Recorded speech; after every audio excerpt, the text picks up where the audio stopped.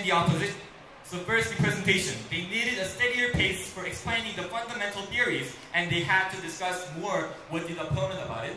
And they needed better explanation of the governing equations for the Lagrangian justifiability. And then for the refutation, they needed to have more focus on the experimental and the validity of the data. And here's the classes that I was able to find during the discussion. First class is about the experiment. The opponent asked, why did you push it by hand? Wouldn't this give more energy? This was a really good point. And the reporter, they pushed very slightly, and I think there needed more improvement in that answer.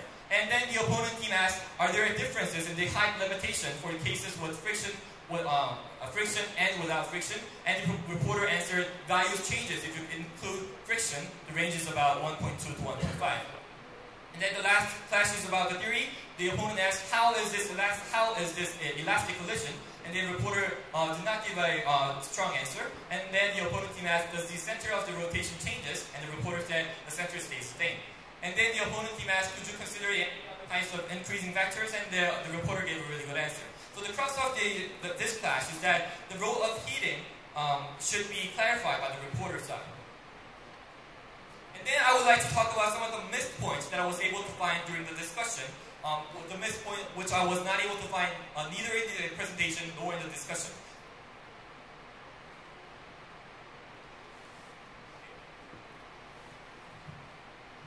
So first missed point is that the missed objective. They had to focus more on the size limitation and about the question, what is amplified? What is the physical value that is being amplified? Because the question's name is dominant amplified.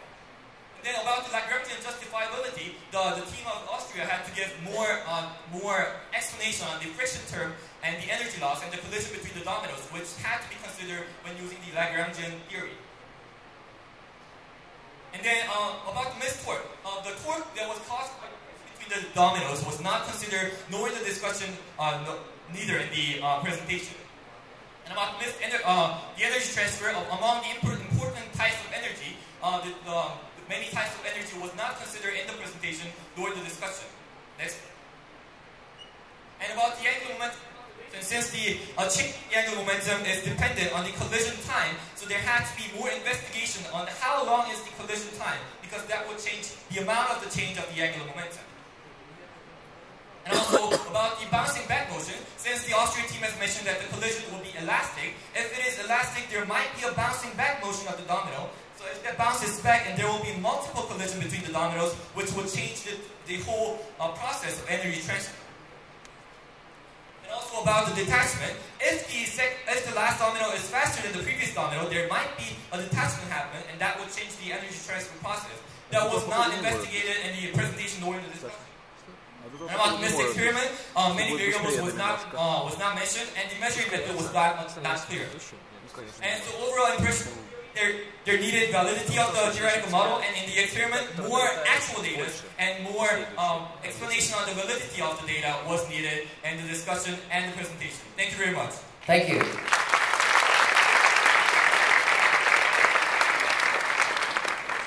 Concluding remarks from the reporter. Okay, thank you for your review and thank you for the points once again. I'd like to clarify a few things. First, the opponent and also the reviewer mentioned how to tilt the first domino string. Well, actually, there is actually no really perfect method of a quasi-static tilting of the first domino string. So, by pushing per hand, we have a very, very small initial angular velocity. We have to tilt with this method, because even with an apparatus, we have a small initial velocity. So we have to give him very, very slow initial velocity. And the next thing which I like to discuss was the problem with this problem is that every case has to be calculated trigonometrically. So all these formulas look quite impressive and quite large, but actually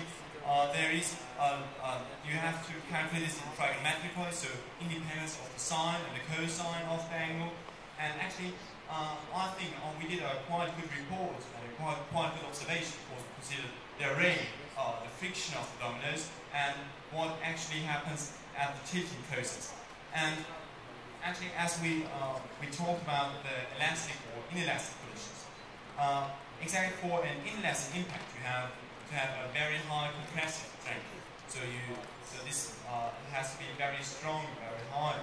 And so with our wood dominoes, we won't reach this high compression strength. And now and finally, I'd like to tilt my dominoes one last time, and then I'd like to thank you all for your attention.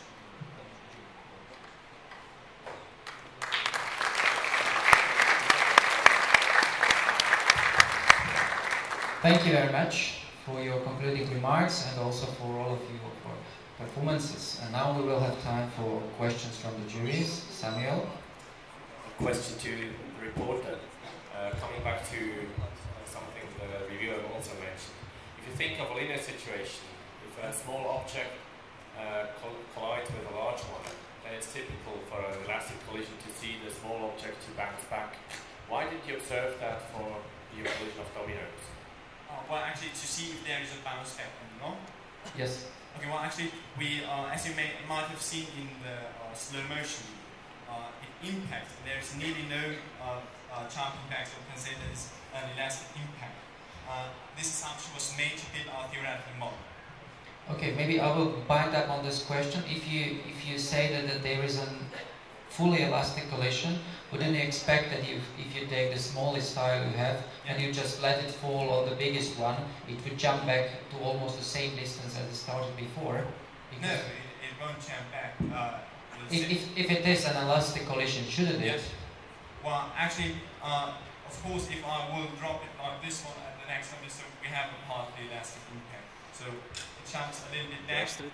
Of course, but actually, this impact is not the same as it drop from that height to the next one. So actually, it is not that fast.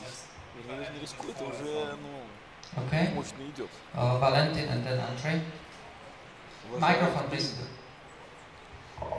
Make ask you to show the figure is ground friction. Ground friction. The figure from the ground friction. Yes. Yeah. Actually, I can show it to you. The head of this slide. We have the figure of the ground friction. Here we are. Yeah. Yes. What does it mean? The blue lines. Well, actually, of the right domino. Well, actually, if it yes, if it collides with the next domino, with following case, with active and reactive. Briefly, what does it mean? Yeah. Well, actually, if the ground friction is not high enough, it will flip. Okay, the question is very clear. What do the blue arrows mean there? What do we see there? The blue arrows. What's that? The blue arrows. So this is the direction where. What is it a force? Is it a velocity? Is it pressure? Is it temperature? Force. So we get this force for the next subject. Equal from the up point to the bottom point. No, actually, this is not. So this Thank you. Please show me one of the beginning slides where you determine the velocity. Yeah. I don't remember.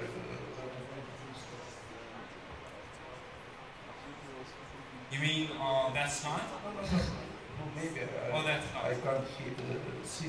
We can't really see what's there on the slide. So. You mean that slide? No, previous. Some of at the beginning. Just start from yes. I wonder what is V is equal to mgh. You mean V is equals m? This is the velocity. No, this is potential energy. Okay, so that V is potential energy. Andrei? Why have you assumed that energy losses for the friction were equal to 10%? Well, actually, we've calculated this. We have a significant distance during the tilting while we have this frictional process. So there's the slides on the other domino.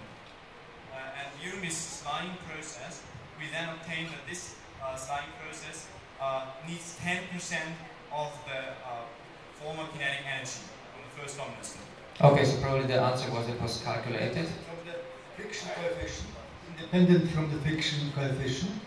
So 10% are not dependent on the friction coefficient between the dominoes. It depends on the friction coefficient, of course. So the 10% are just for your materials. Yeah, it's just for my dominoes, of course. Yeah, you're right. Juan? Just want to know if you change your material, the material of your dominoes. So is your amplification will be changed? If I change the material, That's so right. of course, if I would use heavier material, I can increase. I can Go back to your formula. So you have the amplification, what number you are using to indicate that? Well, actually, I think it's satisfied. Okay, well, actually, this is just for an increase with the same density of the next dominus, and that's that. And from that, we can get the amplification of our dominus. Thank you. Okay, I thank you. I'm sorry the time for question is over, so now we will have time for think about the grades.